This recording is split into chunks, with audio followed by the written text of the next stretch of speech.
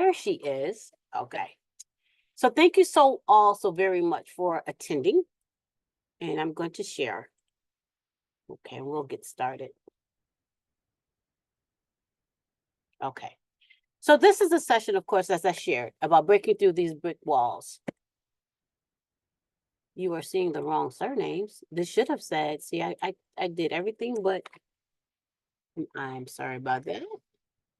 The Fitzpatrick, surname and beyond.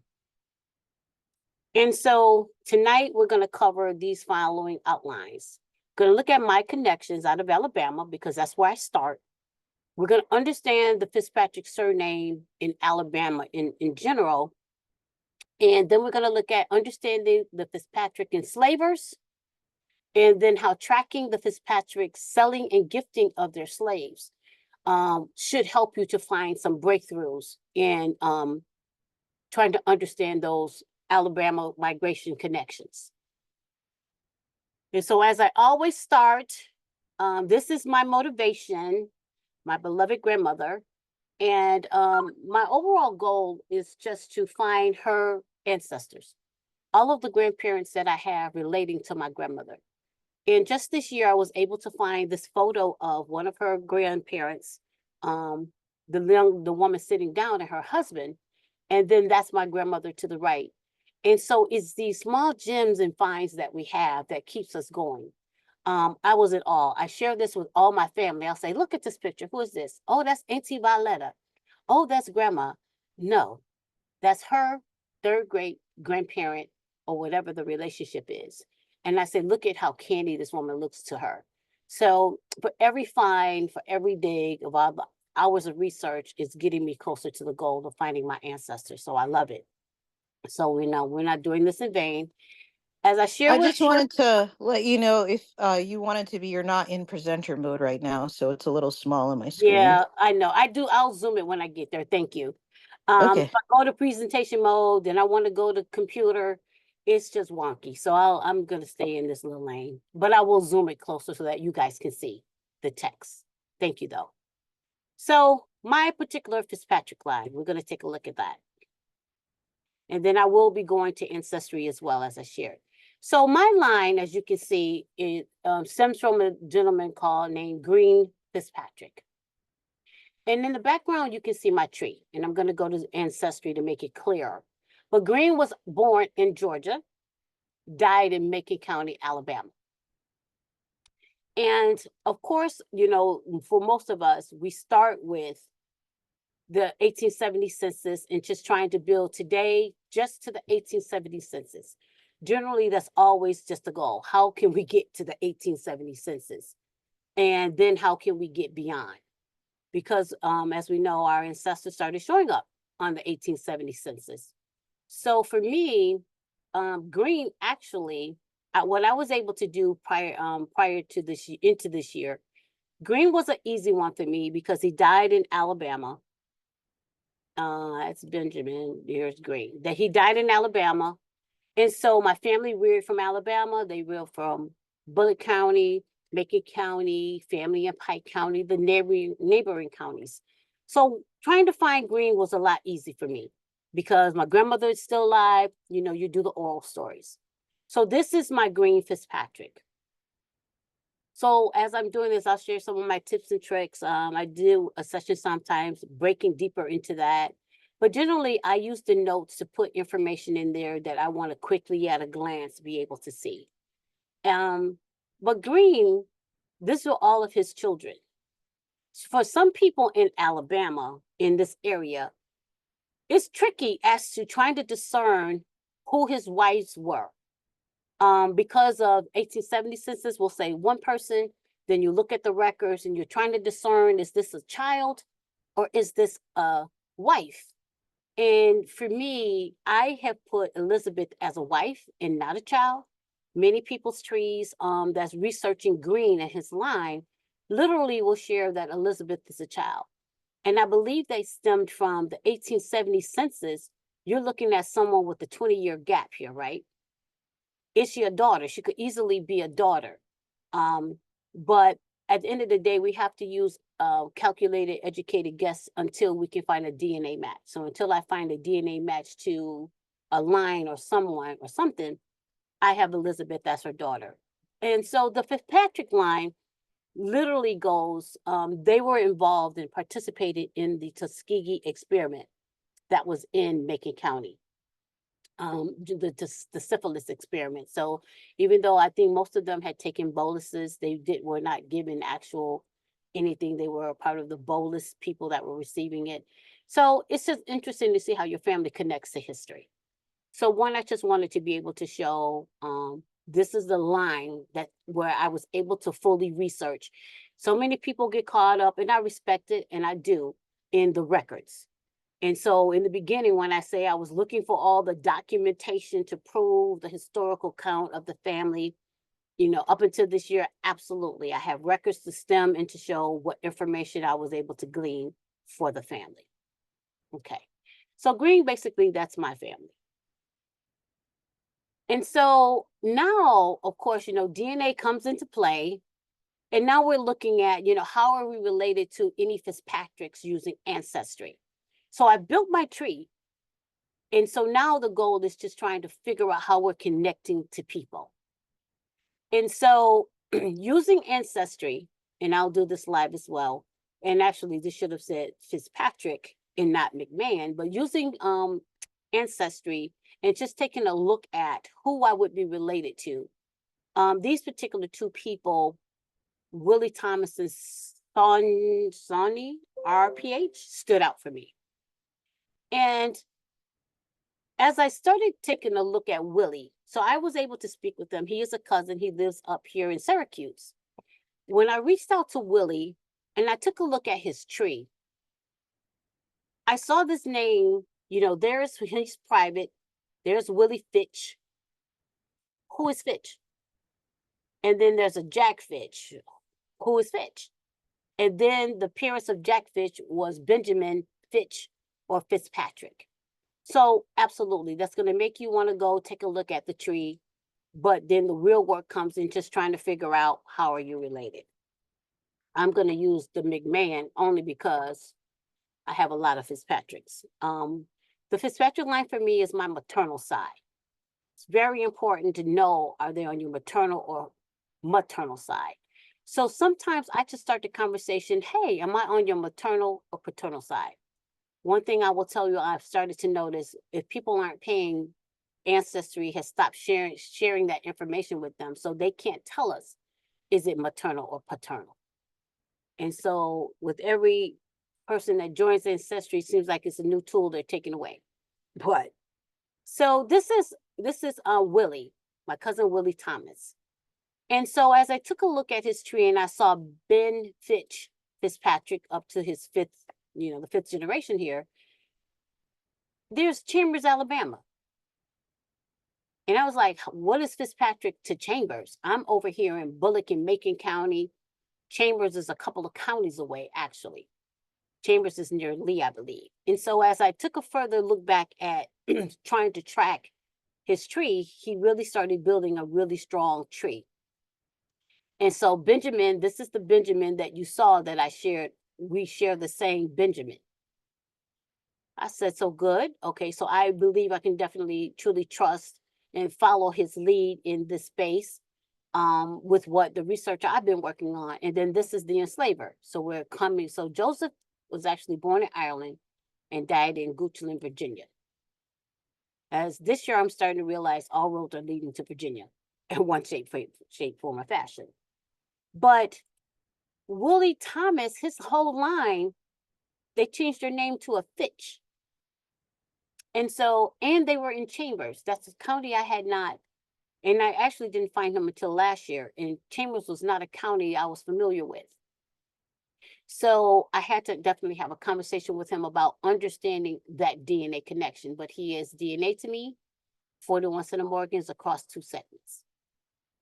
So then the next person was Sonny RPH, this person here, and then taking a look at her tree, just trying to do the due diligence to follow the lines. I think Perkins may be it. No, it's not Perkins. she's in here somewhere. And so, so I'll tell you this view, a lot of people will use vertical. I can't do it. I can, but I like to be able to see the horizontal view because I need to quickly see the ancestors, the grandparents, because that's going to be the people that I want to see where the surnames are coming from.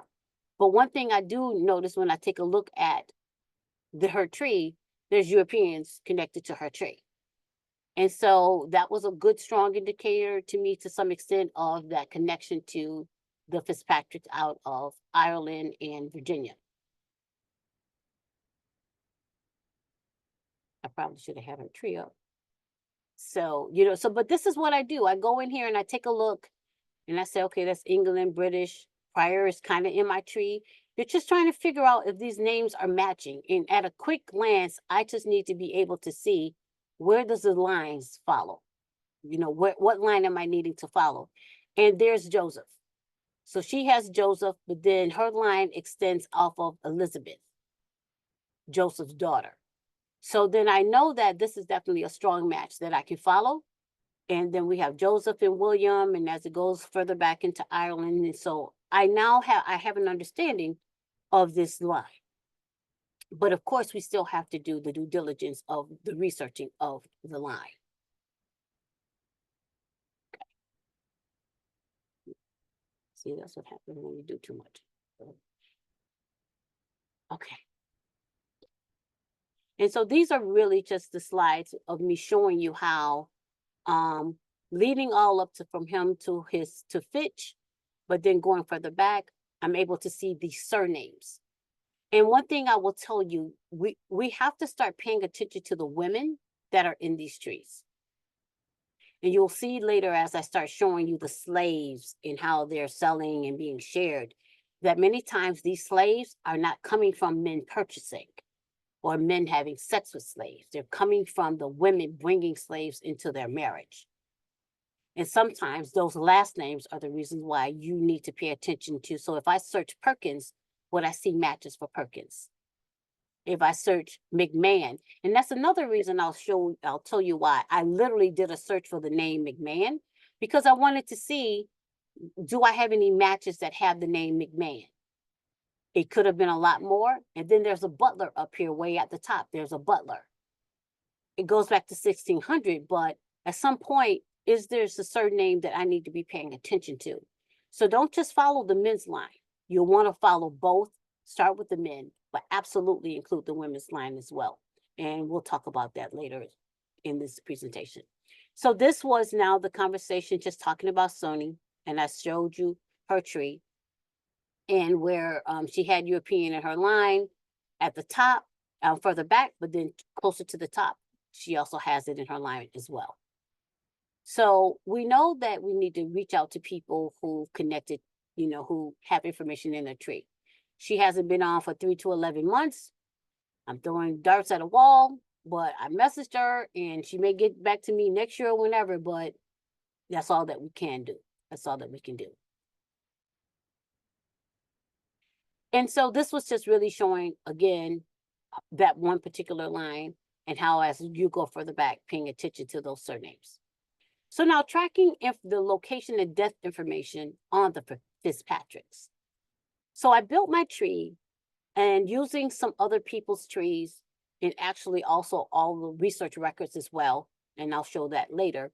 One of the tasks you really should do is we need to be able to track their line. Because if you don't, it really will be difficult. I mean, when you do, it's going to help you to be able to learn where you need to be looking for your records. So if the 1870 census they're telling us they were born in Georgia, it's been challenging. Sometimes I've seen in 1870 they said Georgia, then by the 1900 they might have said Virginia. And it's like, why did you change? What's going on with the change? Why were you not consistent with where you were born? I believe sometimes they got more educated, or who knows, but we also have to pay attention to the boundary changes. Georgia did not change from Virginia by much, but maybe he was also trying to say something. So we want to just pay attention to the leads we glean from the records and what they're suggesting. And of course, at this time, you might not know how Virginia plays a part. So the very first thing you must do is build a tree of the enslaver. I don't build it as a floating tree. They may connect, they may never connect. Me personally, I just don't build them as a tree until I have to and I need to. So I start with building their tree based on what I know, who I know, and looking for a really good, strong tree. And so this was how, even before I took a notion of their tree, I want to find other people barking up this tree for Fitzpatrick, barking up the Joseph and the Thomas tree, and Mary Perrin as the wife, who was a Woodson. Paying attention to, do you have DNA matches to Woodson? You know, especially for us African American people, if when they're separated, did some people keep that name Woodson because they were left behind in Georgia when some of the family traversed over here to Alabama and beyond? So, and Cecilia Ann Phillips, then William married a Phillips. Is that a name I need to be paying attention to as DNA matches? So you absolutely are going to want to pay attention to create their tree. And then you're going to want to take a look at the traverseness of where their children are born, what year they're born, and then especially when they relocated to other locations, at what point was this new child born? So Bird was born in Georgia, which lines up with my green. Bird is the enslaver, died in Bullock County. So I knew at a minimum from the census records that I needed to pay attention to any Fitzpatrick in Macon, any Fitzpatrick in Bullock County, the neighboring areas. Looking at the 18th census, which are the Fitzpatricks that I can find. And then once you find them, you have to see if they're related. So that's one thing that forced me to create a tree. Are these people related? Is this father and son? Are these brothers? Are these uncle and nephew or whatever? So you want to make sure you're taking a look at the relationships of their family as it pertains to the census records, whether it's 1870, 1860, 1850, because now you're triangulating that family and their records and who's related to who so that you can understand. And so Bird married a Graves. Am I related to Bird Fitzpatrick? That was my question, you know, because Bird Fitzpatrick was actually the judge, the probate judge of the county. And so very prominent. So if you're prominent, then he also had brothers who were senators in their respective locations.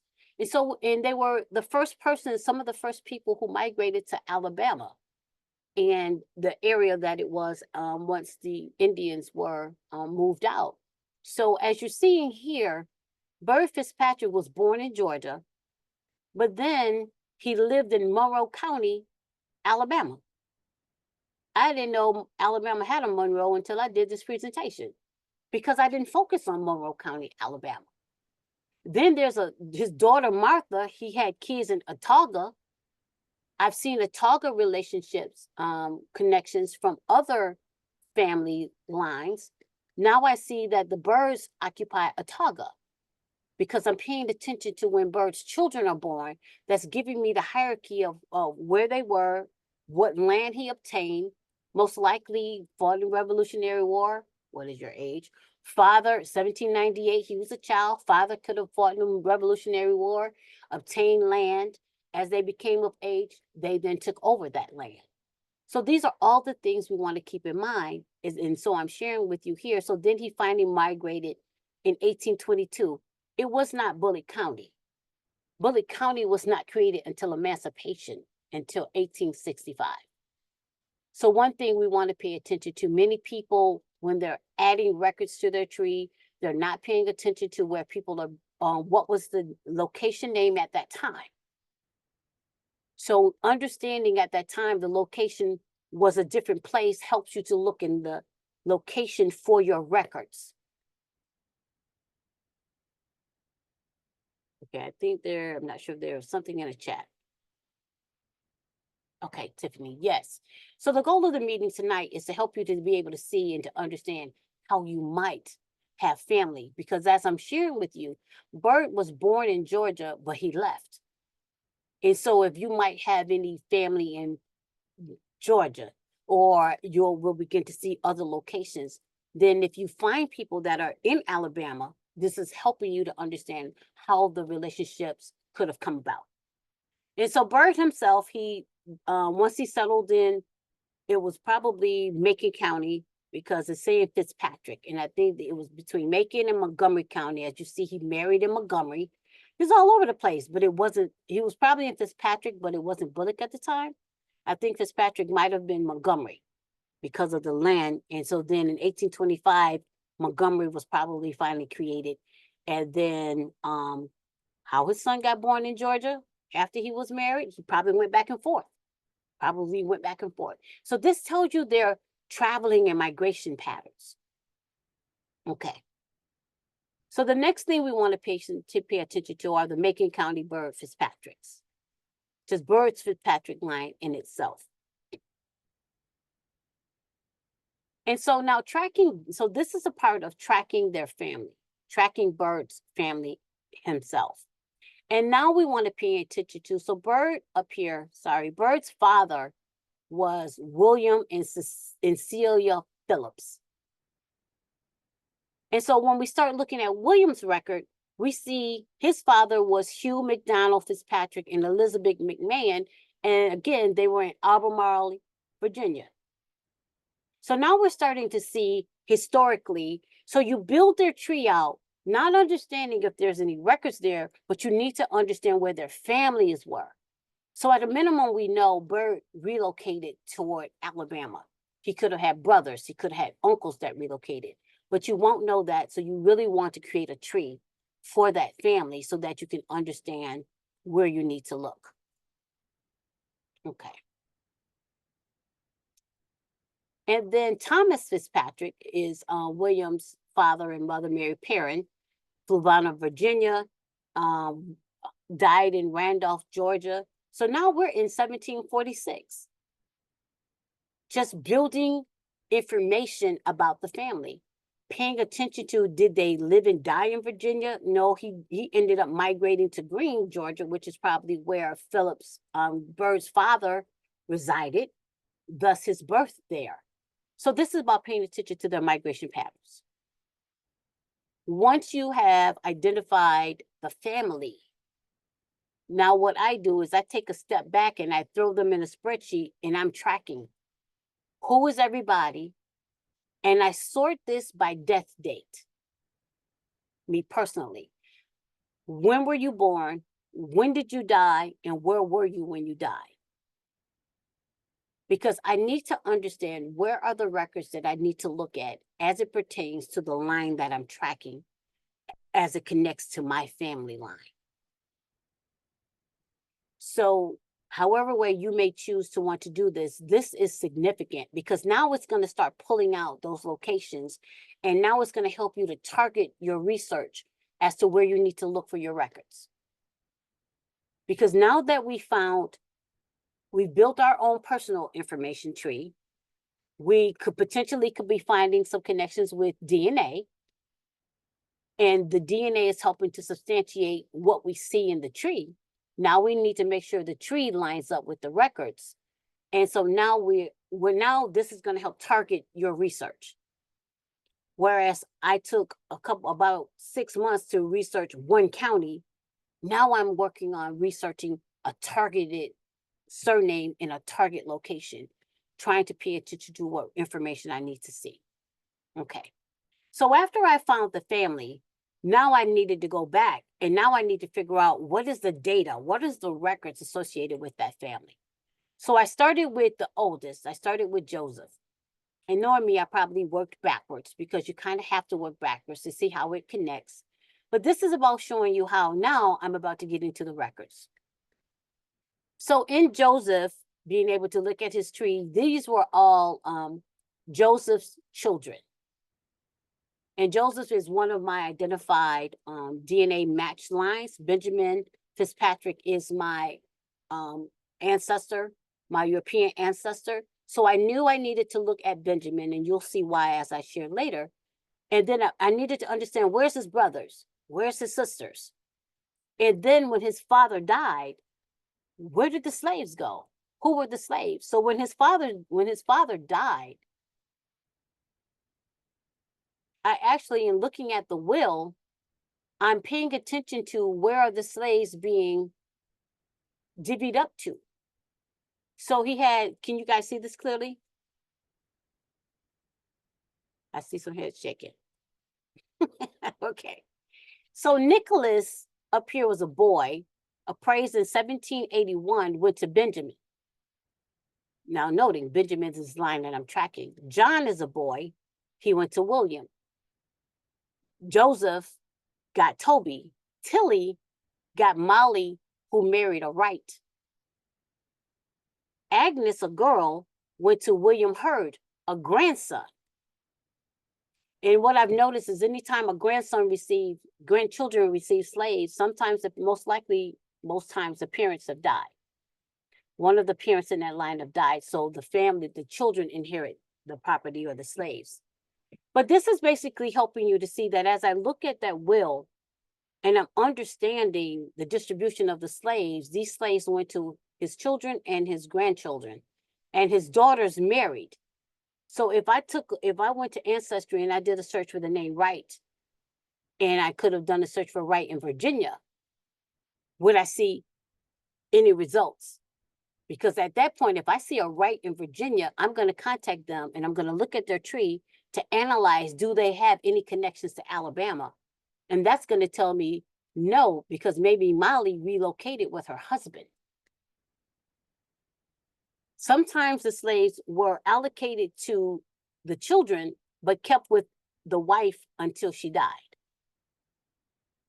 And so there were many different caveats where until the wife dies, she gets to keep the slaves. But if that child dies, then the slaves will go. There's all these different allocations. If my wife don't die, but my child dies, will something occur? And you'll see that with this particular family line, that is exactly what happened. So this is just showing you basically the will in itself. The will out of, what was interesting, reason why I wanted to show this, we have Joseph Fitzpatrick living in Greene, Georgia. So you see here that this will, and this is actually a drafted will, but it says, I, Joseph Fitzpatrick of FLUVANNA County. FLUVANNA County was in Virginia. So I have seen probate records that you're researching in one state and one county, referencing other states and other counties. So this would tell me that he probably had property, land in multiple locations. And sometimes, so a will may not necessarily be in one set state where they died. But for however way it happened, I went searching for a will and I got to read his will. And as I shared here, it says FLUVANNA in the state of Virginia, but recorded in Georgia. So these are the things we're saying, oh, okay, he had more than one property. Okay, so now let me go to FLUVANNA and see what may be going on over there. 1810. So now in 1810, what I want to be able to do is to show the migration of the family. So Perkins, his name was Constant Perkins. He was Elam's father, and Elam was my connection to the Fitzpatrick family. But this is showing you basically how they were living in what was at the time in 1810, Captain Beasley District, Morgan, Georgia. So it wasn't Greene at the time, it was Morgan. So for 1810, I need to be looking in Morgan in 1820. I need to be looking in Morgan, Georgia. And we're gonna pay attention to how many slaves they actually had. And Benjamin had 36. And in his house, the total was 44. So it was 36 slaves and 8 white people living in the home. But they were in Georgia. So now I know whatever records I'm looking for pertaining to any of them, who had slaves, where they was living. But the other thing that stands out here is, I should have done this, what's the relationship of Perkins and Davis? These are probably brothers. And actually, Davis, it should have went like this. I think my thing shifted. So Davis, who is Davis? Davis right now may not have any significance as it pertains to slave, but later he may. So that's why it's important to know what is his relationship to this family, because they start gifting and selling slaves. We want to understand who these people are and pertaining as it pertains to the family. So then Benjamin Fitzpatrick dies. And so in looking at Benjamin Fitzpatrick will, as we know, wills, we're stepping through, and I'll tell you, the only thing I'm looking for is the word slave or Negro. That's all I want to see. If you don't have slave or Negro, I just keep it moving. But his item 1, his son Constance got 1 Negro, Louis. Item 2, I give 1 Negro woman, Lucy. To the daughter, Fanny Stewart, don't look, she got much. And to her 3 children, to my daughter Fanny, she didn't get much, I kept it moving. Item, I give a feather bed, don't care. You know, so I'm looking for what's calling out of the slaves. And down here, Elizabeth, his daughter Elizabeth, now Elizabeth Clay, she married a Clay. She got a Negro woman named Millie and her 3 children, Louis, John, and George. So I'm going to go to Ancestry and see, are there any Clays that I may be related to? Because that's a name I wouldn't have been paying attention to, the name of Clay. And I'm going to look in, he died in Georgia. He was in Macon County, Georgia at the time. So now the names start popping out. The daughters who they married start popping out. And as I got here, and so we now have Alexander, he got a Negro. I wrote it up there at the top, was visible. Alexander got a slave, William, 1 Negro man, John, and 1 named Alfred. Joseph received 1 Negro man, Nelson, and 1 boy, Barry. Jesse, 1 Negro, Wyatt, and 1 boy, Stephen. And Alexander, 2 Negroes, Jeffrey and Greene. And when I saw that Greene, I was like, oh my God, this is Greene, here he is. So at a minimum, my Greene Fitzpatrick from Macon County is on the will of Benjamin, having been allocated to his son Alexander. So now I'm seeing the correlation between my family and the enslaver and the allocation of who they were given to. And of course, as we know how wills may be, if you've ever had to traverse wills, you know, there's definitely other people, but these other people, were they family or were they of no relation? And we don't know these things. So that's why by paying attention to the daughters, Fitzpatrick is an easy name. We can look at Fitzpatrick in Georgia. Then we can look at Fitzpatrick, Georgia, Morgan. We can look at Greene, Morgan, Greene. And now we know Fitzpatrick is FLUVANNA. But what about Clay? What about all these other names that the daughters are marrying into? And this is how we're able to try to traverse and figure out how we're related to other people who may know the surname but did not know it connected to Fitzpatrick in this way. And so these are some of the other slaves that were allocated. And so I go throwing them on a spreadsheet, and my spreadsheet might not be as clear. I tried not to make the line so bold, but these were all of the slaves that Benjamin had when he died in 1821. And what I try to do is I try to associate them by a family. So Millie, I give them letters and I give them numbers to help me to group them. Millie, Lucy, and her 3 children, I don't know who those children were because they didn't call them out. So somewhere there are some people that don't have any numbers associated by them, like Greene. Greene doesn't have a number associated with an ID I gave him because I don't know who his mother is, and I know who his father may be. And so these are the things that we know we're probably doing, but I'm paying attention to Elizabeth is a Clay on the right-hand side. Fanny is a Stewart. Sarah is an Emerson. And then there's all these other names that I don't know who they were allocated to. But as we're paying attention to the names of the slaves and their allocation, this is how we're able to try to figure out where is our family. By looking at the record and paying attention to a pointed location based on where they died And after you create their family trees, it's a lot easier for you to understand where you want to look. And then this actually is a deed. So I was actually able to also in Pike County find deeds. So after Benjamin died in 1827, his daughter Elizabeth Evans received a gift from her brother Joseph of some slaves. So now we have Evans we need to look at. And Charlotte and her 5 children were gifted to Elizabeth Evans.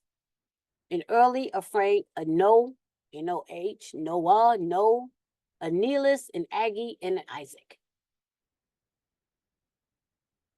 So when we have Alabama connections and we don't know where they are, many times that's because they're buried in the gifting and the deeding of the family lines. So then I traversed the 1830 census. I want to know who has slaves, where are they living, what are their relationship to the other people. And so that's where we're starting to pay attention to how many slaves do they have. Joseph had 51. And this is now 1830 in Pike County. Phillips had 5 and Byrd only had 13. Byrd had 13.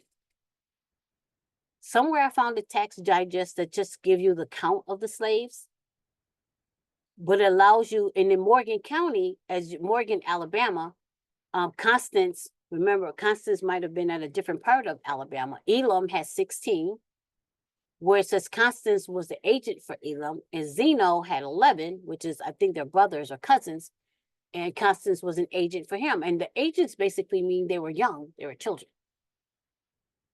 So they keep the slaves in probate. And many times when the children are young, the slaves stay in probate until the children become of age. So they just hire the slaves out because the family line needs to obtain income.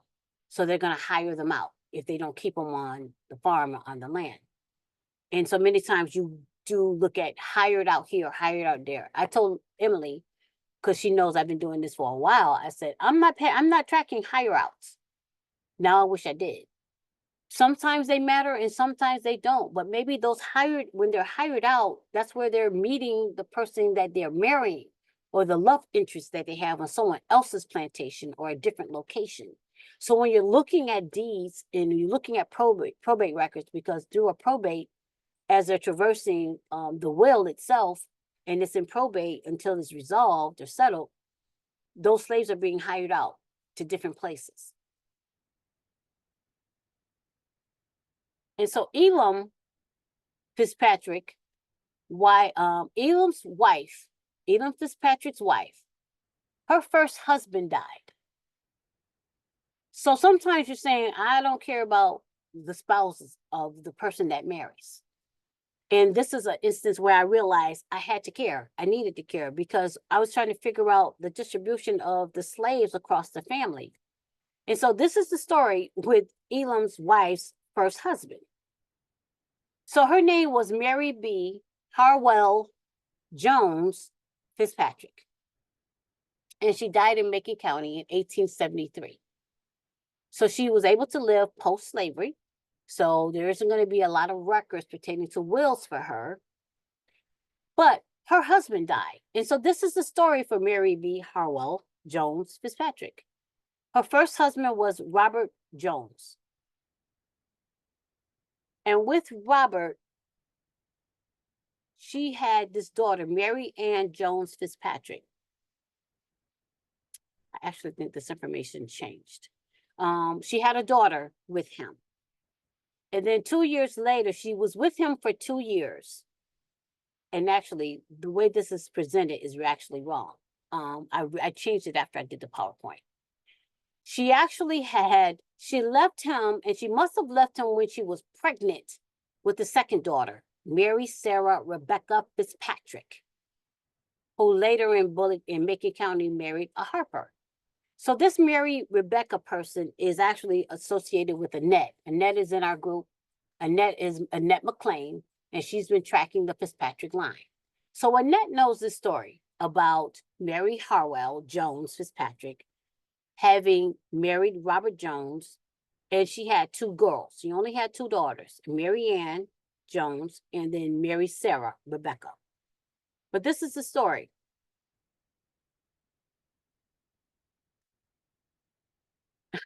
So she was living in Georgia. Number 2, she had her daughter, Mary Sarah. Then Robert Jones died.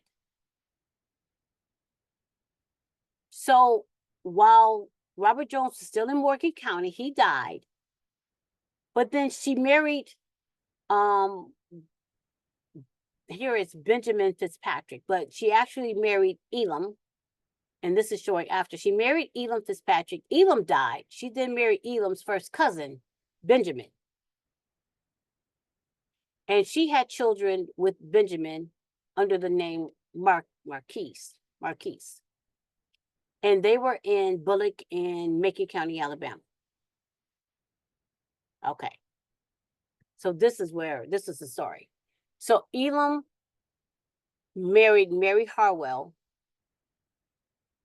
but her first husband was Robert Jones. Robert and her had these 2 daughters, like I said. Mary Jones was born in 31. Mary Sarah was born in 35. March of 35. Robert died May of 35, 1835, 2 months after the birth of Mary Sarah. Robert dies. So Robert must have been sick. Whatever happens, Mary then met Elam Fitzpatrick, and they married in 37. So when Robert died, his slaves actually went to his daughters, who were minors. So all of the slaves that Mary, Sarah, and the other Mary obtained were not Fitzpatrick's. They were actually under the surname, it should have been under the surname Jones. Because these were not the wife's property. They were the property of the daughters. So on one hand, we're tracking the Fitzpatrick distribution of slaves, but then we have a woman whose daughters actually got slaves. So when these daughters marry, the mother has no say as to the allocation of the slaves. These have to be maintained and followed. And as you can see through my indications, different ones of them, because of their age, were hired out. Because the will in itself stayed in probate. So the slaves came to Alabama and were allocated to the daughters. And so the wife was able to manage the slaves, but they were the property of the daughters. So sometimes if we have Jones that we're trying to track, this is where the Jones can be coming from. And then if we're related to any of these names, then we need to follow the Jones line through the Robert Jones family line. And so once after he died, they were now incorporated into the family of all the Marys and the daughters. And some were actually, Yellow Will was actually purchased by a Harwell. So some people and Julia was purchased by an Evans. So for some of us who may have relations, ties to these, and there at the top, there's a Walton. So this is how we need to follow these last names in paying attention to the slave distribution. This is someone's tree that I found. And I was looking at, some of the source, you're looking for the citations and the information that they're sharing. And this was basically them sharing the historical background of the story. So this was her grandmother, Mary Branch Parhams. So I believe this is through Mr. Jones. Apparently his line is actually linking up to a Branch and a Parham. Makes a bequest to Mary B. Harwell, William, and Mary Branch Parham. Did have a daughter named Mary, but she was the first wife of Francis Lanier. This is talking about the grandparent people. Mary kids other than Lucy were married to Harwell. So Mary B. Harwell must be a daughter of Ishmael and Lucy Parham. Harwell. Thus Mary Branch Parham's granddaughter. That would also make her one of the three daughters born 1810, 1820 to Isham and Lucy. Was it she who married Robert Jones? Not necessarily, because was a Mary M. Harwell who was orphaned in North Carolina, Halifax. So when reading through all of this is just telling you that this is a lead for you to follow to see if it lines up with your line. And so we're constantly searching. I don't see where the source of this came from. It might have been something that was typed. There is no links to that information, but we're looking for leads. And sometimes we got to get these leads where we can get these leads. And the leads are to follow. So the next important thing that was occurring were deeds. This is another set of deeds. So Renee Fitzpatrick, who was in Montgomery, entered into a promissory note from Moses Thompson. So those of us that are tracking the Thompson surname and not understanding, you know, Thompson is coming from South Carolina, then it hits Alabama, or North Carolina and Virginia, then it hits Alabama.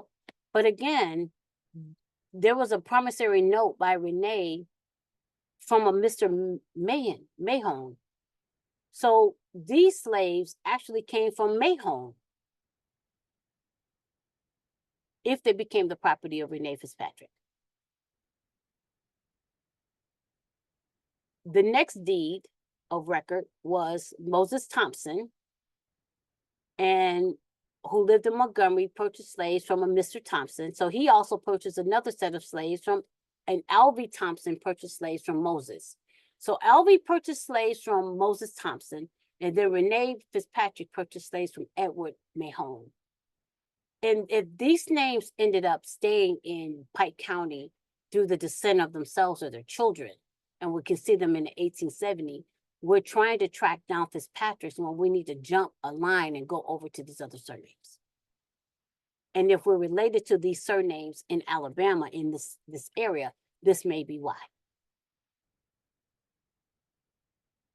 So then Phillips. So then there was a Phillips Fitzpatrick that we had noted, I believe. I didn't track in.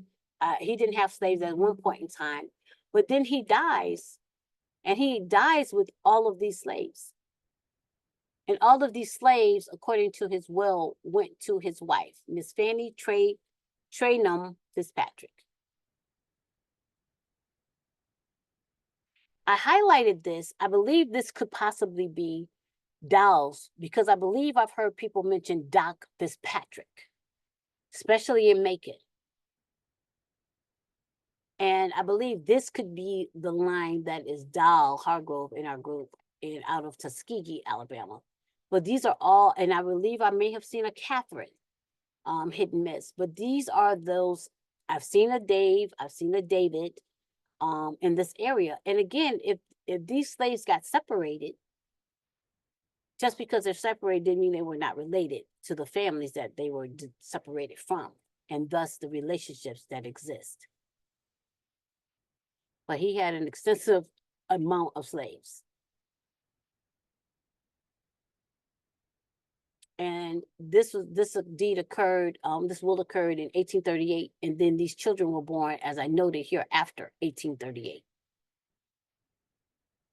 I use letters of the alphabet, so this alphabet line goes all the way to P, and anytime you see a name without an ID or that I've given it, it's because they don't have a family associated that I was able to tell. So he had an extensive number of slaves when he died. Phillips Fitzpatrick. Actually, I'm sorry, here's the rest of them. He had a lot of slaves when he died.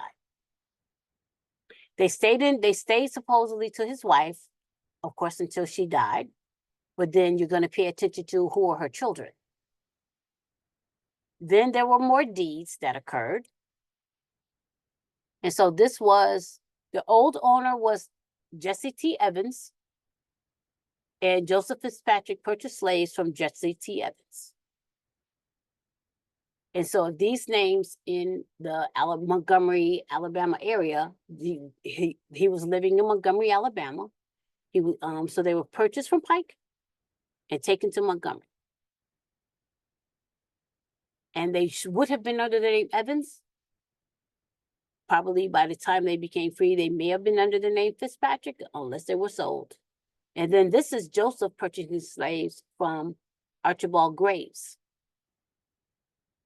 A whole set of, these were adults. This isn't even a family, as you can see. Daniel 38, Luke 33, Ben 26, and Jesse for $1,933. And this occurred in 1839. Then in the 1840 census, we start seeing where the Fitzpatricks are living. And so now as I started looking and I started noticing, now you can see AUTAUGA, Morgan County. So there's still family in Morgan County. Zeno has slaves, Constance has slaves, James has slaves. They're in Morgan, Georgia.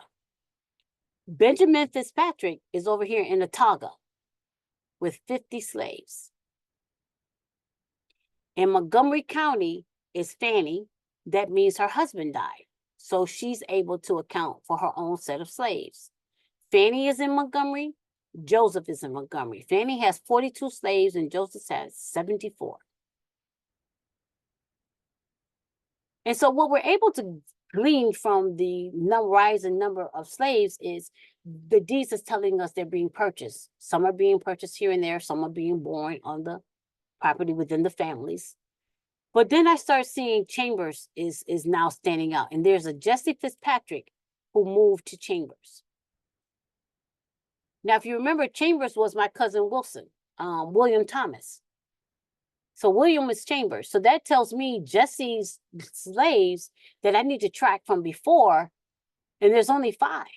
So somewhere in this 5 is a family line that is connected to my line. Or if it's not these slaves, it definitely is these slaves and Benjamin Fitzpatrick, the enslaver, is our ancestor that we saw in his tree. So this is how making the census and all the records make sense. And then down here in Macon County, we have these bird, all the transcription errors, all the misspellings, but we can see the number of slaves. And these are a lot of people. Alvy is now in Macon, Elaine is now in Macon. So then we have Constantine. So this is an amazing story where Constantine Perkins drafts a will. And Constantine, what you can see here, Constantine Perkins up here, he didn't die until 1845, but his son died in 1841. And I think there was a war, or maybe he took sick. I haven't determined why did Constantine need to draft a will and Elam died, but Constantine drafted a will, and in his will, this is just showing you his actual will in Morgan County, Georgia, where he's allocating his slaves. And basically he's really saying, all of my slaves are going to go to my wife, basically. However, when she dies, here's the distribution. So I believe what happened was he must have saw his son was taking ill. So he drafted this will so that he would prepare and allocate the slaves. And so the black lines are the allocations of all of the different slaves under Constance and Morgan, Georgia. And it goes on and it goes on.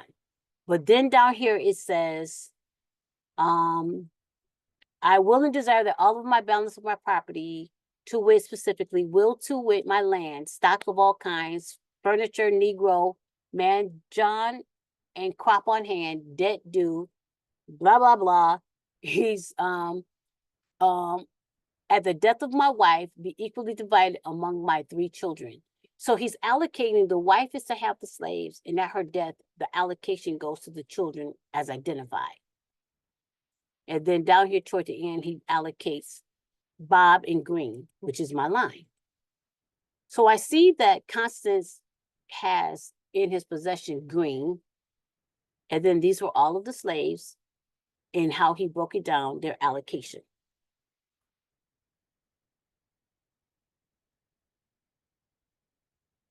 Sarah Cook. So Sarah married a cook. So now we have to pay attention to the cook name. And Bertha and a child.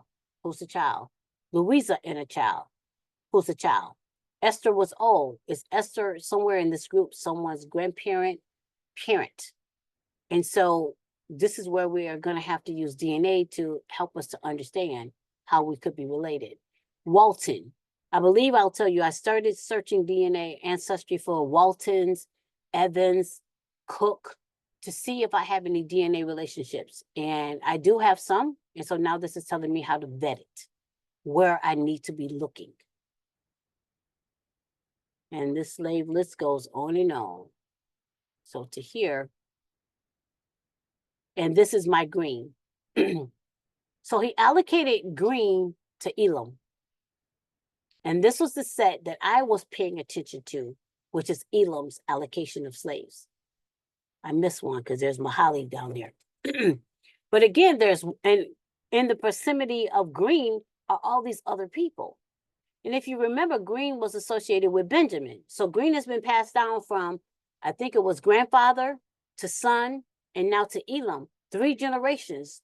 Well, Green was born about 1809. So, and now this is 1841. He's a grown man. And so now he's been, allocated through 3 different lines in this family.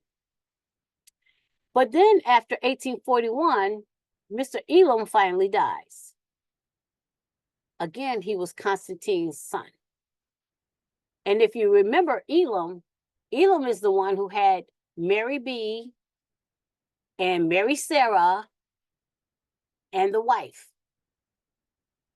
And so now Green merges with Mary B., Mary Sarah, their mother.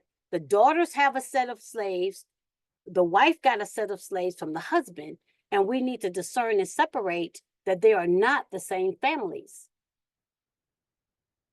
And that's why absolutely it's important to track through records. So when they're saying to you, you need to prove how you're related, it is a lot of work. But if you take the time and you just step through it, build a tree, build their trees, then now you know where to go look for those records. And all of these were Pike County records. I have not yet gone to Virginia to search for a record. These were all Pike County records. What was interesting in the records, you see Carolyn and 2 children, Ben and Ann. So now I see there's a family. There's doctor visits. Doctor visits were interesting to me. Jesse is appraised in 1840, 1854. He still has a doctor visit. This is 14 years later. But again, the daughters or the children were small. He died in 41, actually. Remember, he died in, Robert Jones died in 41. And so they were 2, 3, and 4 with slaves that were in probate, that were being hired out or whatever was going on. I believe Jacob is Green's son. So that's what my highlight means to me. And now I'm able to understand why the wife, I think the wife has a set, the daughters have a set, and what was going on with traversing all those slaves across this one family. So there's a lot of them. And then of course we know we're going to go to the 1870 census to see did any survive to the census. So this is just me trying to show Elam's distribution. There were a lot of slaves. I had to try to figure out through the different probate records that were existing. There were a lot of slaves because the girls got a lot. And then the husband, Constance, allocated slaves because his son died to his wife. And this is just really a summation of what occurred between how Elam's children and wife got Green, Jacob, and Lizzie or Elizabeth that you may have seen on my ancestry dashboard for Green, who his children are, who his family is. But I believe I was speaking with Annette, her confusion of how we're related and how we're connected. We have to follow the distribution of these slaves to understand where they came from and how we're related. I might not be related to her through Fitzpatrick in one way, maybe another, or through Mary, one of the daughters marrying. because a daughter married a Harper, and I had I had a Stinson who married a Harper. No, a Wooten. I had a Wooten daughter marry a Harper, and I'm trying to understand, am I related to Harpers in this area? So this is how we can educate ourselves as to these family lines. Okay. So I think you saw I mentioned Sarah Trainum, who got all those slaves, Joseph's wife, and I think she was over in Montgomery. Now she died. Yep, she died in Montgomery, which later in 1865 became Bullock County. So it was the lower part, the southern part of Montgomery, where she was living, which is they call Fitzpatrick. So she died, and now all these slaves became, I mean, they were, they probably, where was the distribution? I could not find I could not find where all these slaves went, and maybe they were in probate or something. So if there's a blank on the right, I didn't see where they were, who purchased them, who they were given to. Some stayed in the name Fitzpatrick, but I don't know where many of these went. So what this means is, as you look at the 1870, do you see these names in Montgomery or in Bullock County? Because maybe they remained.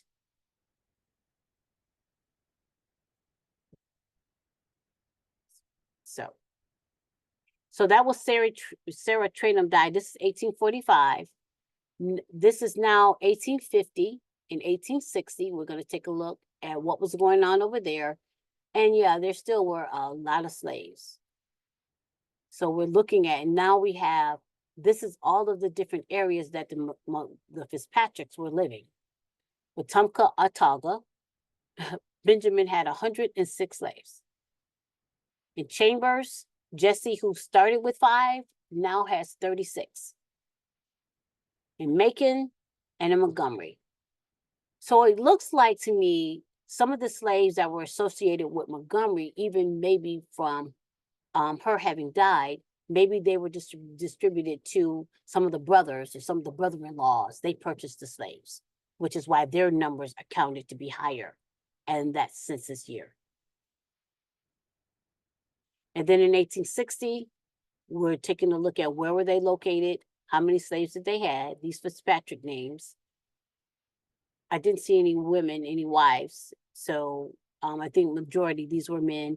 In AUTAUGA, Benjamin now has 113 slaves.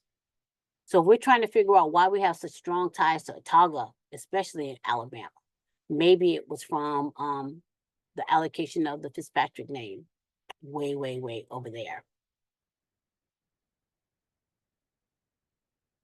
And so, so this is basically just a summation. So I mentioned that Mary A.R. Jones, who was the daughter of Mary M.B. Fitzpatrick and Mary Rebecca Fitzpatrick, she wanted to marry Elam's first cousin, Benjamin Fitzpatrick. So they had to draft up a legal document that basically was saying, whereas Mary A.R. Jones owns in her own right a large estate, both real and personal, a portion of which estate consists of Negroes and money, was her distribution share, and its increase in profits in her father's estate, and is now in the possession of Littleton T.P. Harwell in the state of Georgia, another portion of which estate was her distribution share. If I just stay right there, that tells me that there were some slaves remaining in Georgia being managed by the Harwell name. Now, when I mentioned that name Harwell from earlier before, now it makes significance a little bit. Because now I would pay attention to the Harwell name and whatever slaves were going on over there with Mr. Jones's parents, because that's where Harwell came from. I believe it was his mother's line. Because Mary B was a Harwell. Actually, it was Mary's line.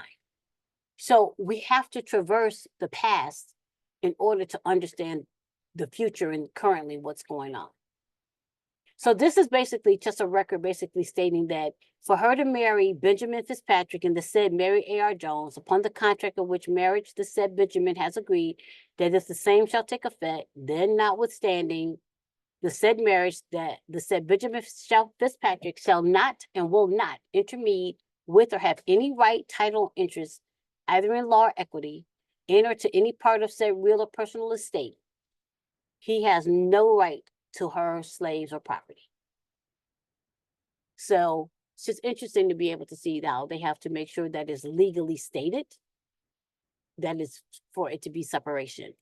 So this is just showing you from my database of all the other Fitzpatricks that died and who the slaves were allocated to. So Solomon SILER. This is a name, I'll tell you, if you're tied to the name SILER in Pike, Bullock County, I do have in my database, this man had hundreds of slaves, many separate properties that he owned. And so Bird Fitzpatrick purchased slaves from Solomon SILER's estate. Solomon SILER. So this basically means, yeah, it was his estate because he died in 55. He had hundreds of slaves. So we're looking at Henry, who's 21 or 23, Millie, who's 18, and their children. So Bird Fitzpatrick, it looks like, purchased a family, and they were appraised in 1862, but he died in 55. So somewhere that means Henry or Millie, who were younger when he died, most likely were separated from the family that was still with the Silers. Mary Perkins. So she's under Cook.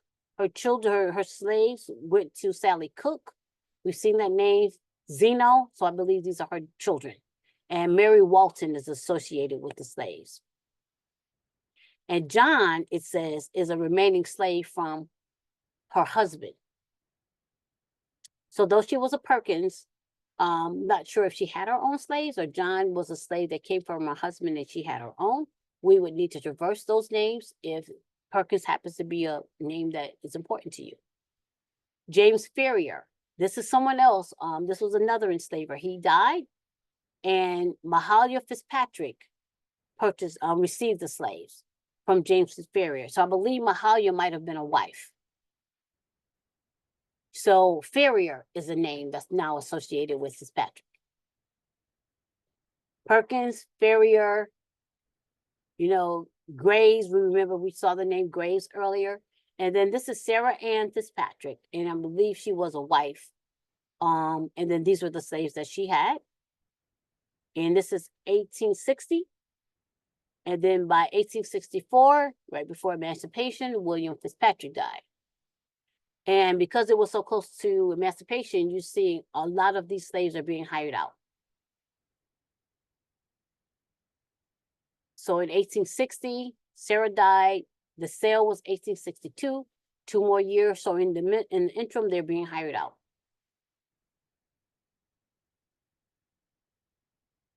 So, summary in closing. This is one of my fastest presentations I've done. Summary in closing. The surnames to know when researching the Fitzpatrick and the locations you want to pay attention to. So these are all, well, not all, but many of the surnames you'll want to pay attention to as it pertains to Alabama, as it pertains to Georgia, as it pertains to Virginia, that are linked or tied to the Fitzpatrick name. And then these are some of those locations. And there's even a Mississippi down here that you're going to want to pay attention to. And there's a lot of Virginias.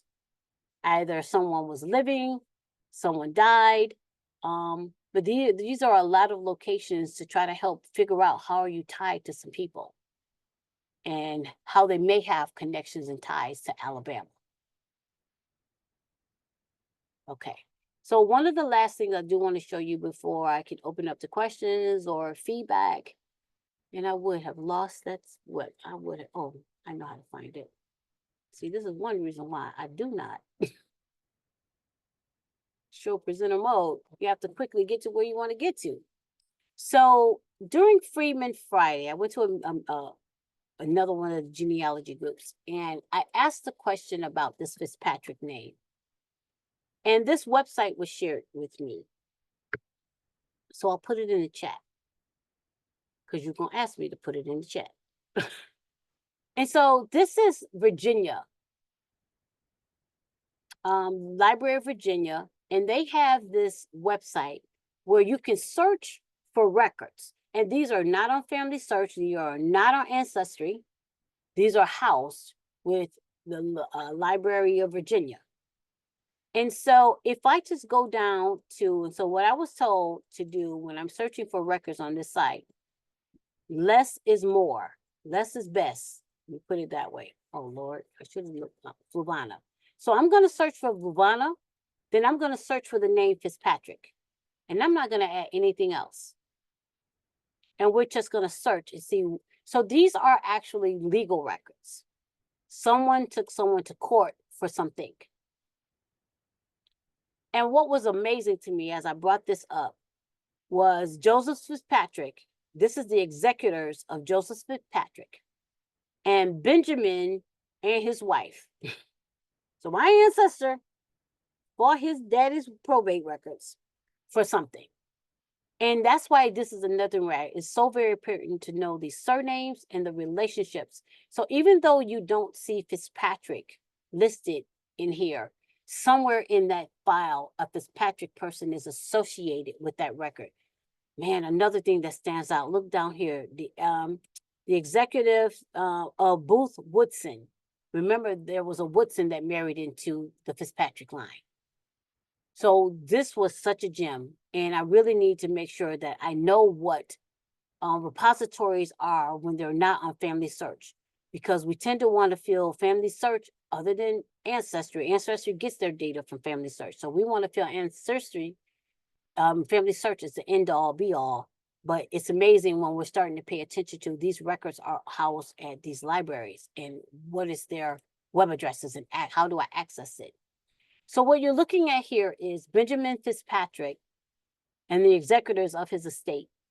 And the reason why they were in court was because it involved a promise to give the enslaved children to a prospective groom. To the right are all the names associated, and Rhodes is interesting to me because I have Rhodes in my line. I have Anderson in my line. I just don't know if it's associated in this way, but Andersons are in Virginia. I just got to see if they were in FLUVANNA. But as you navigate your document, and I'm going to go to the next one, I'm going to, you start reading, right? So basically, I started reading it before I started the Zoom, and it's just so funny and weird. So it looks like it says to me, what it says, I don't even understand the legally in some of these things.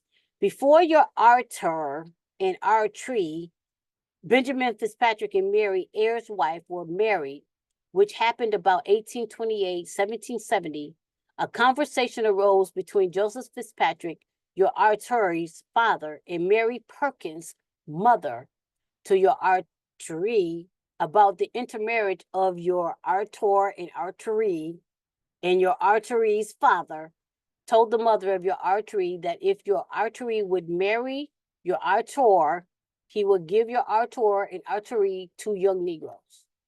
One a Negro girl called Tiller. I remember seeing the name Tiller. So we know Tiller is definitely associated with Benjamin. And depending on her age, and if she's too young, then she's named after this Tilly. So this is just another resource. And so now I know that when I need to review the Virginia records for my Fitzpatrick line, I have another source that I can research. So I will put this in the chat, or I'll put it in the chat, because the reason I'll tell you is you don't want to go to the root website. So I'm going to show you what the root website looks like. So I was told, I looked at the website when they were showing me, right? And I said, Library of Congress, and I typed the URL, and I got here and I'm like, where do I go? So I had to say, can you send me the link you're looking at? So it's not going to be enough for you to just have the link. You're going to want to have this specific link. Okay, so I shall put this in the chat. All right, so Tiffy said, I was going through wills this morning and trying to figure out what was so special about a father B that half the kids must be his bed. The half the kids was getting one, a feather bed. Back then, they didn't have a lot. That was a lot. If you don't have a bed and you're sleeping on, that's a lot.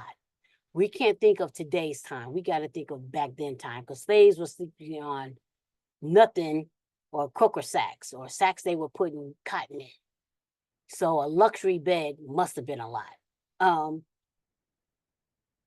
So I'm looking at Joan's comments. I'm definitely getting pointers from you. Okay. So who had, I don't know where we're connected. Awesome. So who had Lamar Fountain? Oh, Tiffany. Oh, Lamar Fountain encouraged you to join. Good. So you have Bullock County connections. Awesome. But you don't know how we're connected. Awesome. So this particular group that I have, it's all about Alabama. We're definitely all about Bullock, Barber, Macon, Pike, Montgomery, neighboring counties. So this is one reason why I'm doing this. It's about tips and tricks. I'm also trying to make sure we can break through these last names and get an understanding of how we're related. So, okay, so any questions, any feedback?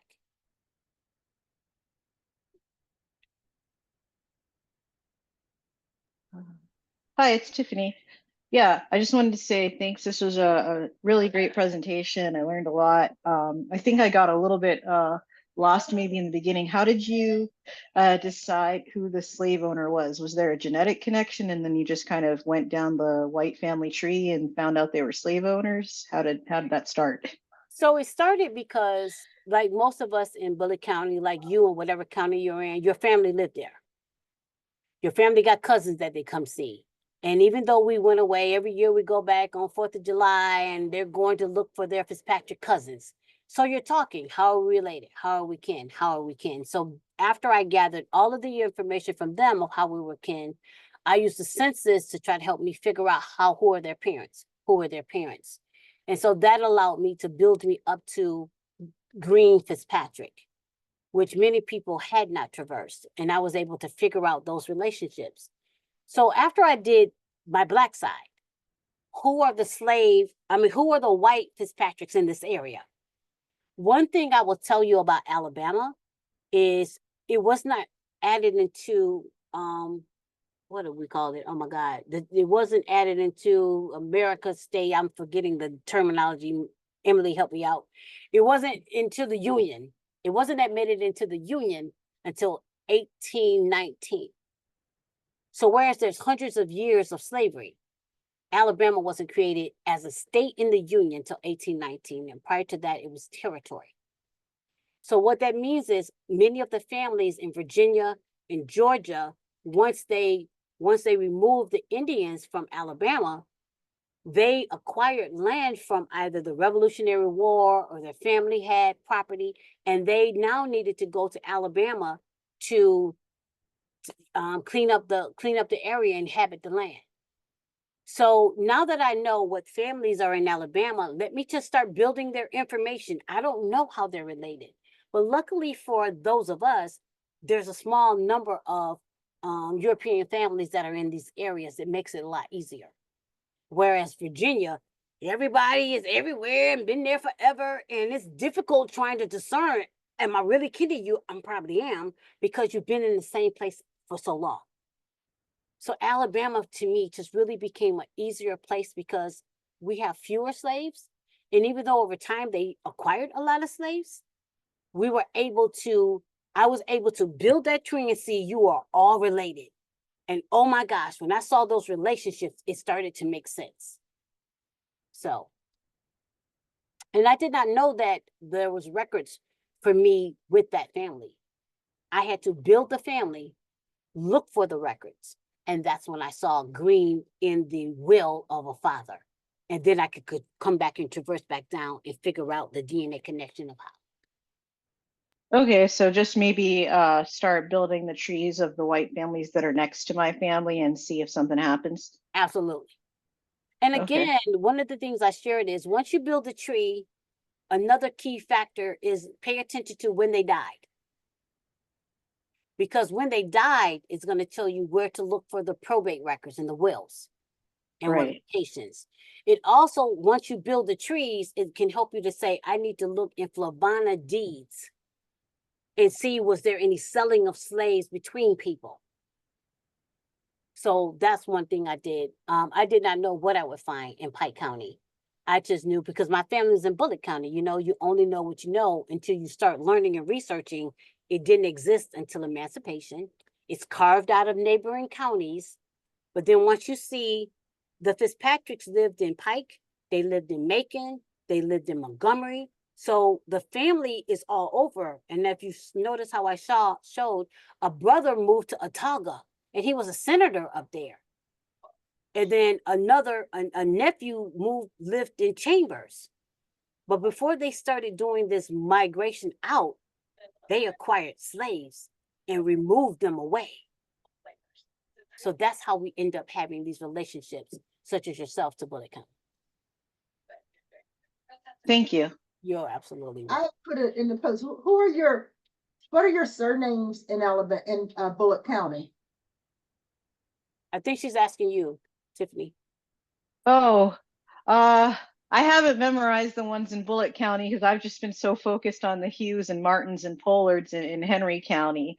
Because I have the DNA connections to Bullock, but I can't make sense of them yet. So, yeah, I don't know. I think the Martins go back to North Carolina is my guess, probably Hertford, because there's so many DNA connections I can't explain in that area.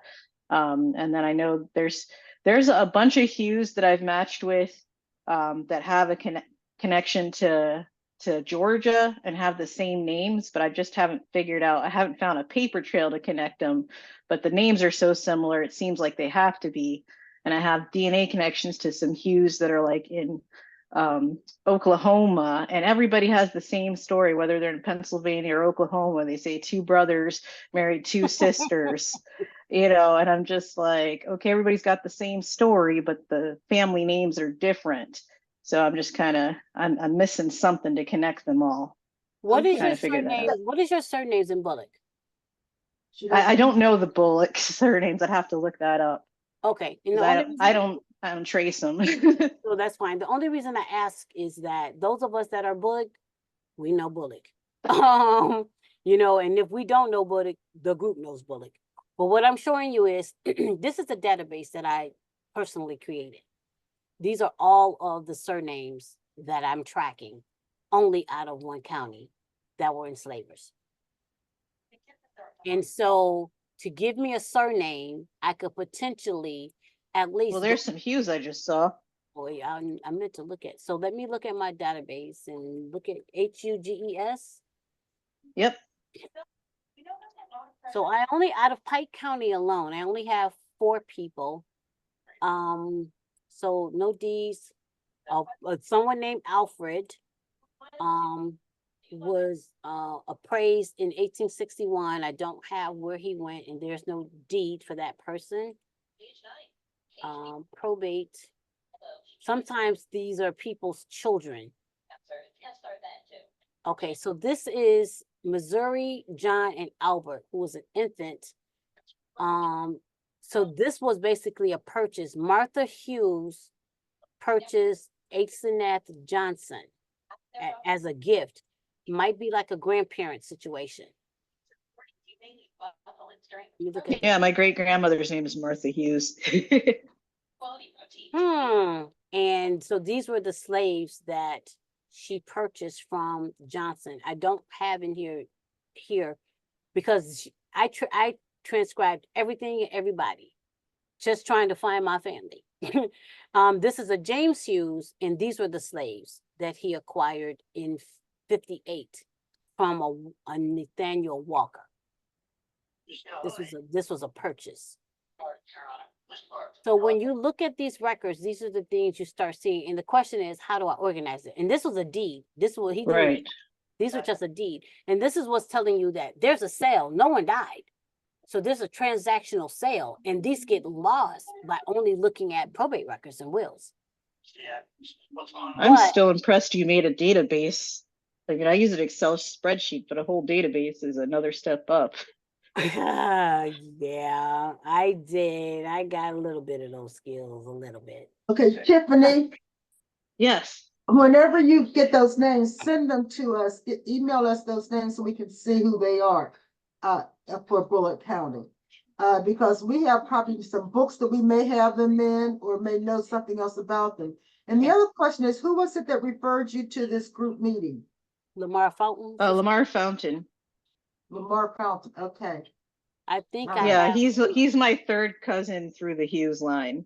I think I have but his family stayed south. I was trying to come here for something. I think I Okay, have. one other question, Tiffany, do you have, are you on Jet Match? Yes. That's what I was trying to do. Okay, could you, give us your kit number? Oh, I'd have to look that up. I haven't even looked at that thing for like probably 5 years. I found it so confusing.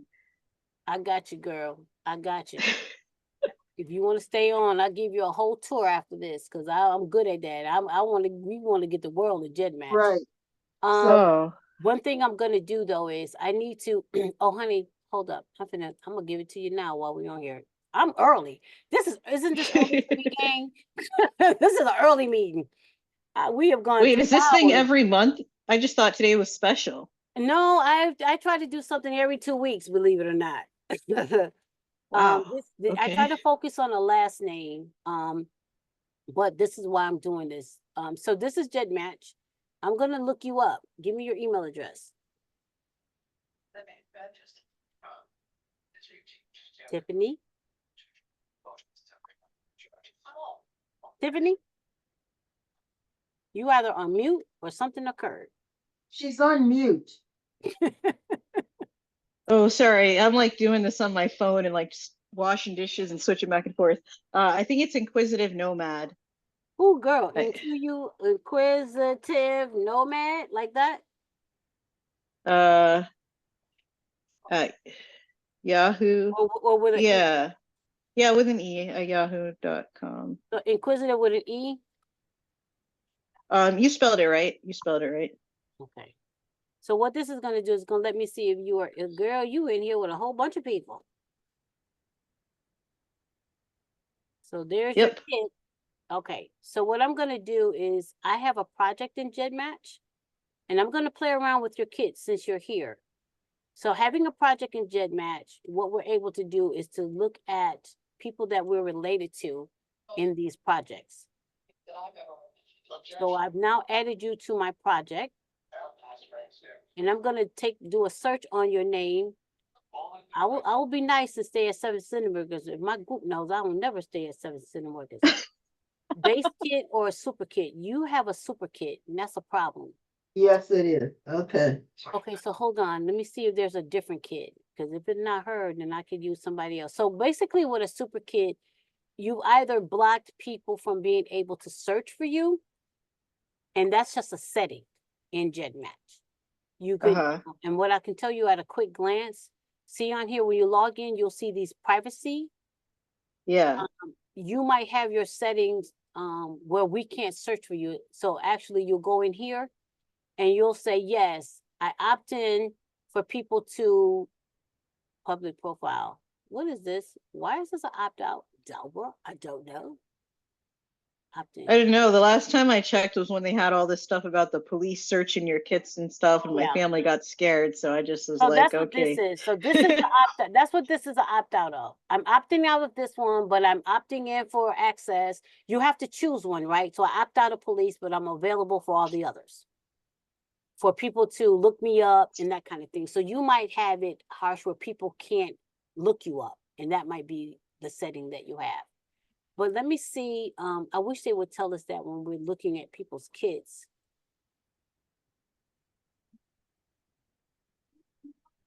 Oh, your email has more people, but that's okay. Let me do a look for one-to-many and see if I can find. So what this one I'm using here is who matches you, who matches me, who matches you, me, or both of us. The minimum they'll let us go down to is 7. So I don't like minimums like that, but that's the minimum. So these are all the people who match you and who match me together. The first tab is who match both of us. The next tab, quite a few. There are 56 people at 7 centimorgans that match us. And the big thing you want to do is upload your tree or your JetCom in here. Because without a JetCom, I have to ignore you. I don't have a clue how I'm connected to all these beautiful people because they don't have a tree for me to look at. Oh, Jesus, there it is. I know Carol Ann. Carol Ann is my bird Fortune. And you just said Fortune was how you came to me, right? Fountain. Oh, Fountain. Okay. Well, Carol Ann, she's a Fitzpatrick. I'll tell you that already. I already know that all day. She's a Fitzpatrick. I already knew that. So you are related to Fitzpatrick's, baby. That's how you're kin to me. Oh, that might be on the other side. I think Carol Ann is on my mom's side. Well, there you go. See, you know her name. Yeah, she's in. We met at the AUGS conference in DC back Carol in. Ann Oliver? Yeah, I Is she think white? so. Is she white? No? Or This- maybe there's two Carol Ann's Olivers. Yeah, interesting. Maybe she's not. I don't know, but I know she's barking up my Fitzpatrick tree, and I know that's how I'm kin to her. That might be how you're kin to Bullock County. So by looking at other people's pedigree charts, right? Even though you don't have one, it helps us to figure out. And so what? Yeah, because my mom is a Nickens. M-I-C-K? Nickens, that last page you had up. On the pedigree chart? Yeah, for if that's Carol Ann Oliver. It is. Oh. Yeah. Yeah. Okay, so we got to figure out. So Nickens. Then who was a Nickens that somebody Nickens child hooked up with a Fitzpatrick, and then there it is. Because you're on the top part, I'm on the bottom part. And see, there's that name Woodson I was talking about in the presentation. Fitzpatrick all day. There are some rights. So, but yeah, so you're on one side of her, I'm on the other side of her. Look at there. How interesting is that? So, but what I'll tell you with GEDmatch, and what I would do is I would look at Carol Ann and see if I see your name in her list under generation right here. This is telling us where to look at where we're related. Uh-huh. This is the grandparent person that we would be related by. And Carol Ann, who is it? Is this 9-6? Was this so you're Tiffany, right? Yeah. Okay, so Carol Ann matches me as generation 6 and matches you at generation 4. Yeah. And when you look at the tree, what you basically are going to do, you're going to count. You're going to start at the middle person right here. This is 1. And you're going to go up 1, 2, 3, 4. And you're going to look at this column right here, all the way down till you find where that 4th ancestor is. And somewhere in this Nickens, Gracie, or Gracie husband Lewis is about where you're related. It could be Gracie, it could be Lewis, but this is how you figure out how you're related to someone using GEDmatch. Yeah. Don't sleep. Unfortunately. Don't sleep on GEDmatch, baby. I'm telling you, this is giving you the grandparent you want to start looking at. This is how you break through that. Especially you can see the Nickens in her tree. And so that's why it's so important to see trees. And people Yeah, that's why I people don't focus on realize. ancestry. Yeah, but you can also go here as well. You can come here as well and take a look and see how. And so see where this little arrow is at the end over here? What you want to do is you just change how the generation view and hit submit, and that opens up so that you can see more of the ancestors. Yeah. And so All this right, is maybe someone I'll try else getting on again. this is someone else that's related to you, related to me. And so I just saw my Fitzpatrick. I'm good. I know how I'm related to Carol Ann, but Carol Ann shows up in GEDmatch a different way for me. So that's how I knew who she was. And I knew how she was kin to me. The other people, this other name may not stand out to me, but this is how you look at a tree to figure out in GEDmatch how you're related to that person. Huh. Okay. The other thing you can do, you can do the one-to-many. I don't, but I like the how you're related to one person or another. I like that one. One-to-many is good. I'm not gonna say that it's not. I put your kid in there. I hit submit, and I'm gonna tell you how to look. Hello, I hit submit. Okay. you're gonna look for anything in this column, Gen Wiki. This is the only people over here that got a gen match that has a pedigree chart. Oh, okay. So this is how, because everybody else, you either figure them out. I'm like, I don't know you people, get a tree. But this is a good way for you to be able to see the trees of your matches. And Carol Ann is a high match for you. There she is right there. Yeah. There's someone Yeah, else. because she's my great grandmother's my great grandmother's husband. Well, they weren't married. I think that's one of those surprises. Oh, daughter or something. Okay.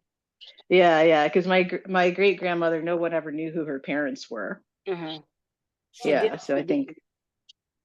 Well, her mom died supposedly when she was a baby, so she was adopted by the family that her mother was working for. Gotcha. Understandable.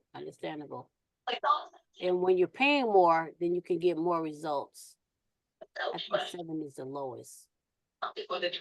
But when you're in a project, honey, you can take it how low can you go. So what I'll do is I'll go to the project. Oh, I can't add you to a project. How am I searching for you? This is annoying.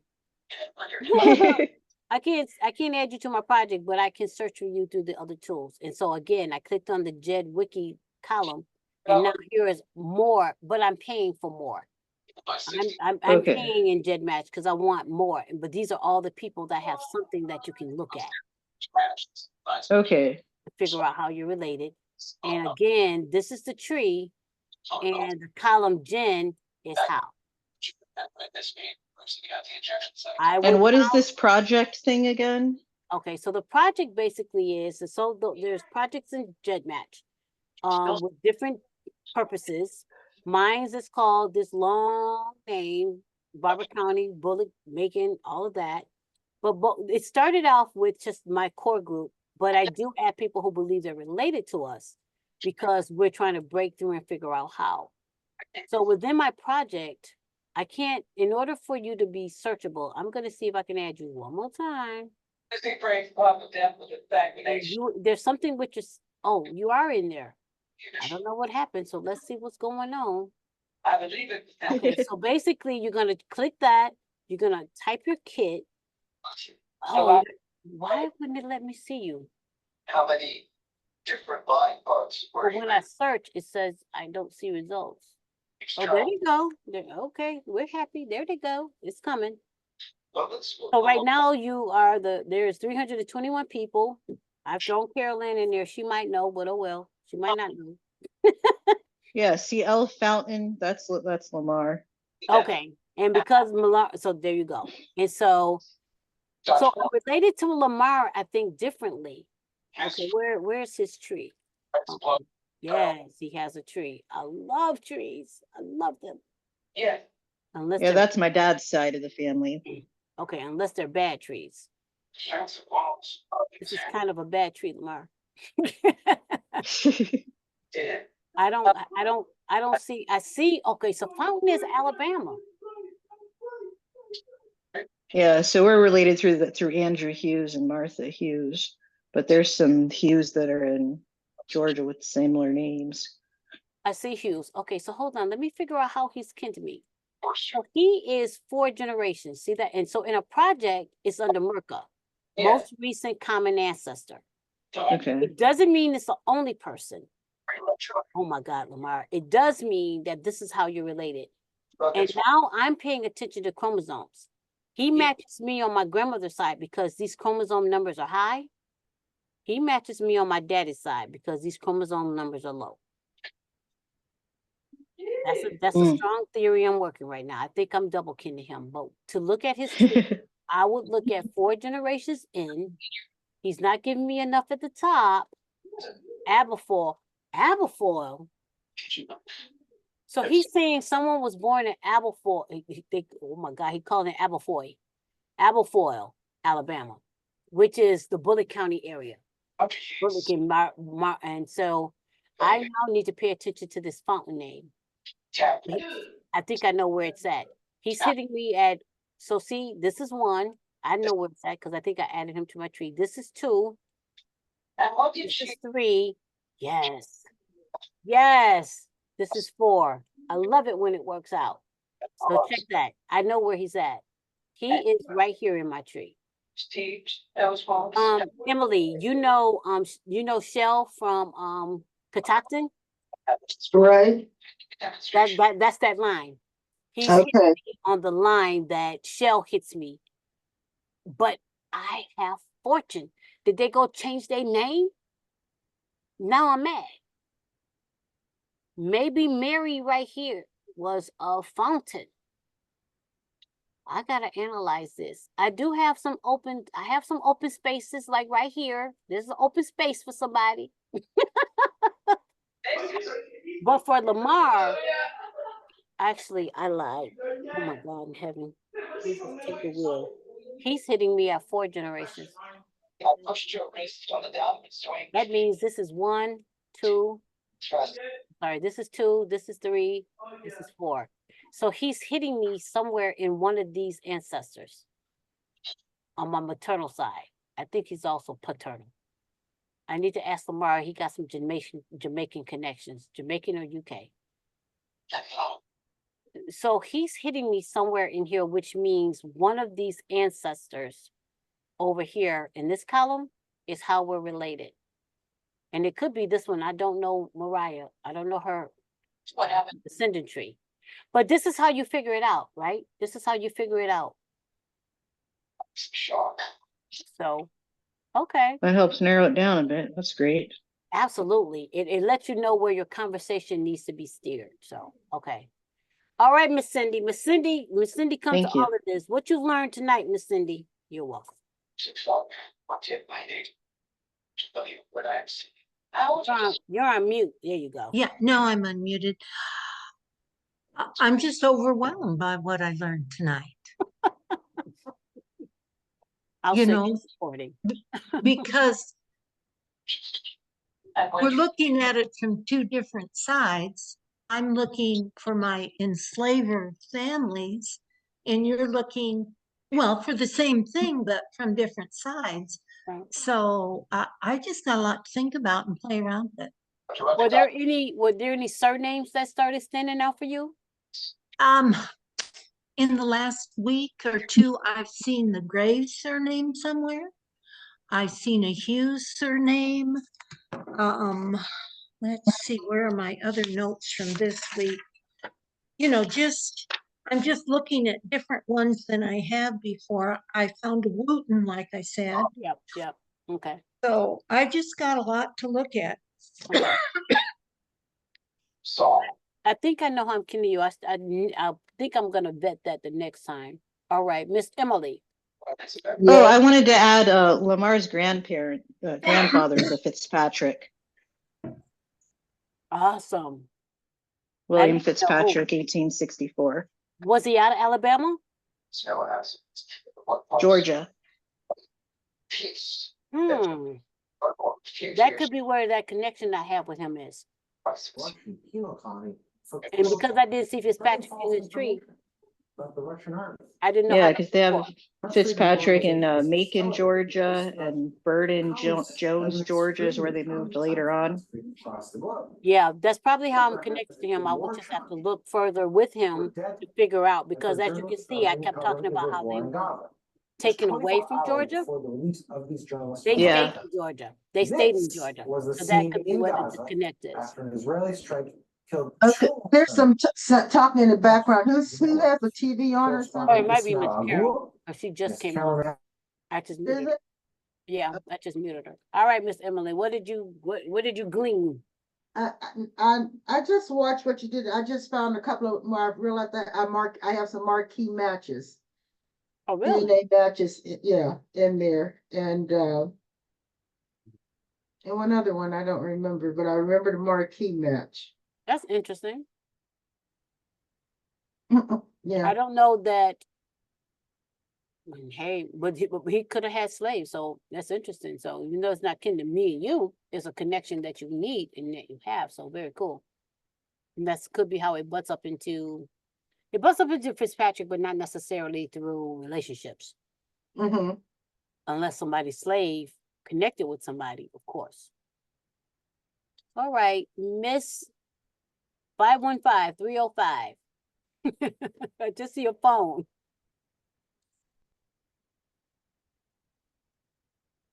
And you're not muted, so what did you glean from the session? Hey, cousin. This is Cousin Hope. I was muted. Hey there, Mr. Person. So do you see anything? I mean, I do have Fitzpatrick matches. I don't know how, but I thought what was interesting is that you mentioned Goochland. Mm-hmm. So my third great grandparents were both from Goochland, Okay. Joseph Harris and Fannie Leake. Okay. And so I'm just thinking that one of them is connected, most likely the Harris, because when the other lady mentioned the Nickens family, Mm-hmm. in another group that I'm in, there was a cousin. He's deceased now, but he was a big researcher in that group, and he connected to the Harris family some kind of way. His last name was Nickens as well. Okay. So I'm thinking it's probably Harris. Very cool. Yeah, that was my takeaway. Awesome. Awesome. And so even if there's a little that you can take away from this kind of thing, it helps you to broaden your research scope and to Definitely. understand how those connections could be coming in. So, Yeah. all right, gang. Well, I am not going to keep you. I am going to save this. And so let me stop the recording so she can say, oh, heck no. Don't leave the meeting. Just end the recording. There it is.